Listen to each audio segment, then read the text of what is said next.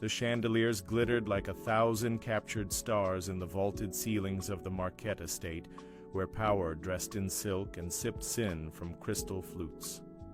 Bruce Wayne walked among them, every smile he gave as calculated as a chess move.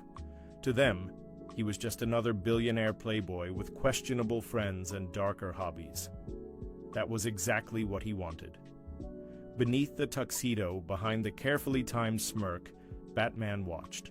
This was no ordinary gala. Tonight, the city's most dangerous criminal figures converged under the guise of celebration, hosted by the enigmatic Lazarus Circle, a high society syndicate with hands in weapons trafficking, money laundering, and, disturbingly, biochemical experiments. His objective: infiltrate, identify the key players, and dismantle it from within. He'd spent months weaving himself into their inner web, and then she appeared. Serafina. She moved through the crowd like a flame, graceful, hypnotic, consuming everything in her wake. Her black gown shimmered like oil under candlelight, hugging. Her figure with precise elegance. Her eyes met his from across the room, cool steel and wildfire all at once, and something shifted. She was the newest operative in the circle, a ghost with no digital past and no known affiliations. She spoke 6 languages, shot like a mercenary, and had once, rumor said, seduced a prime minister into betraying his country. From the start, Serafina intrigued him, not just her allure, but the way she studied everyone, including him. Mr. Wayne, she greeted when they were finally introduced, her accent veiled and fluid. I must confess, you're not what I expected. I get that a lot, Bruce said smoothly, meeting her gaze.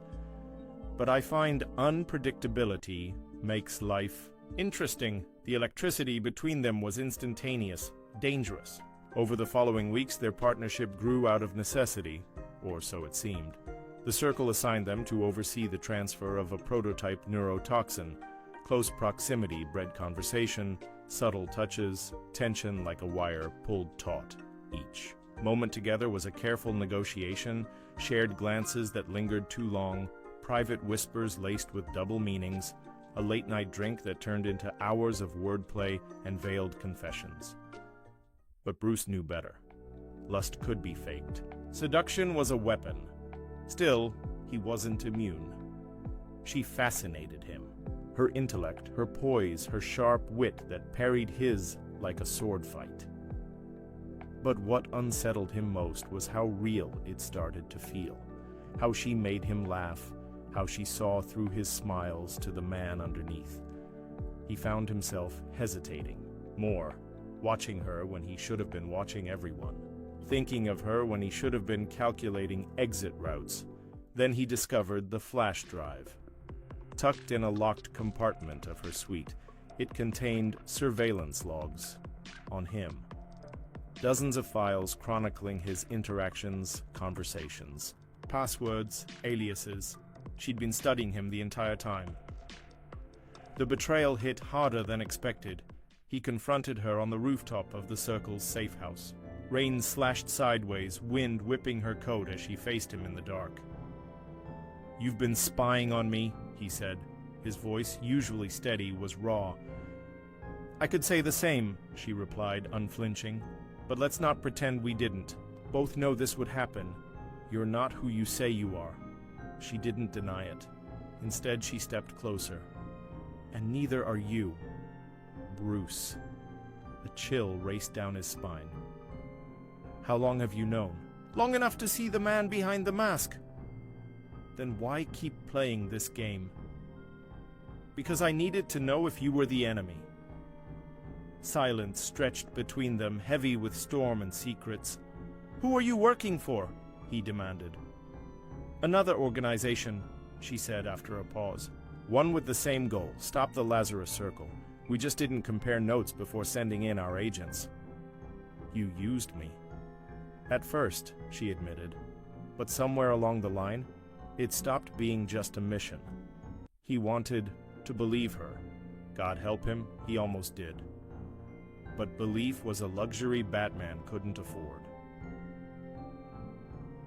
The operation's final phase was fast approaching, a weapons auction where the Circle would unveil the neurotoxin to a cabal of foreign buyers. Bruce's intel placed Serafina as a key facilitator.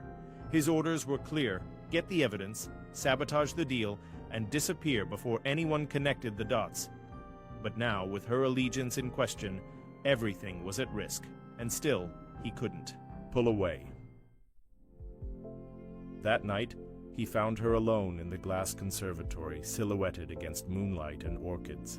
She didn't startle when he entered.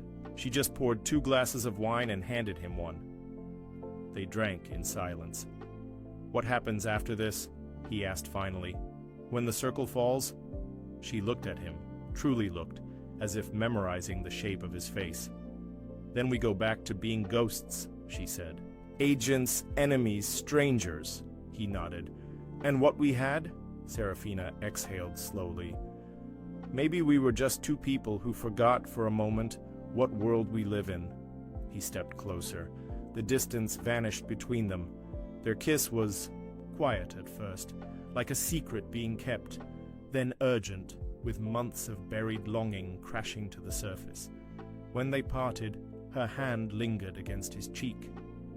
"We shouldn't," he whispered. "I know." But neither of them moved away. The auction was chaos wrapped in elegance. Gold-plated weapons lined velvet-lined tables. Masked bidders exchanged millions in coded phrases. Hidden beneath the surface was death, and Bruce could feel the rot in the air. He moved through the crowd, his hidden comm channel feeding him updates. The toxin had arrived. His sabotage device was in place. All that remained was to pull the trigger. Then he saw her, Serafina, in midnight blue, guiding the buyers toward the demonstration chamber. Every step she took felt like a countdown. She was playing her part just as he was. But was it still a part? He entered the observation room, placed the device, and readied the detonation switch. Then he saw something he hadn't expected. Serafina was locking the doors from the outside. She wasn't facilitating the deal, she was trapping the buyers inside. Within seconds, gas canisters dropped from the ceiling, non-lethal but enough to disorient. Bruce's earpiece crackled. Confirmed visual on rival agent neutralizing target list. Exfil in 2 minutes. Serafina had played her hand. She'd taken out the buyers and secured the toxin before he could. She looked up through the glass as the gas swirled behind her. Their eyes met, and she smiled. It wasn't triumph. It was farewell. He found her on the airstrip minutes before the jet took off. Armed guards moved to intercept, but she waved them down. "I didn't expect you to follow," she said over the roar of engines. "You used me again?" Her smile faltered. "No, I tried to protect you." He held up a small vial. "The toxins. Last sample. You missed one." She hesitated. "Then I failed." "You didn't answer my question," Bruce said. "Was any of it real?" Serafina stepped close, the wind tearing at her coat and hair. It was the only real thing in this whole damn mission. His jaw clenched. "Then stay." She shook her head, eyes shimmering. "We'd never stop being what we are." "Then, why did you make me feel like we could?" Her voice cracked. "Because I wanted to believe it too." The jet's hatch opened. "I'll be gone before dawn," she said. "No trail, no trace. But you'll know the Circle's finished. That's something." She leaned up, kissed him once. Soft, sad, final. When she stepped back, he let her. The engines roared. The jet disappeared into the clouds. Weeks passed. Bruce returned to Gotham. The Circle was dismantled, its assets seized, its leaders scattered. The mission was a success, but the nights felt colder. He searched for Serafina, an encrypted signal, a code, a message tucked in some back channel. Nothing.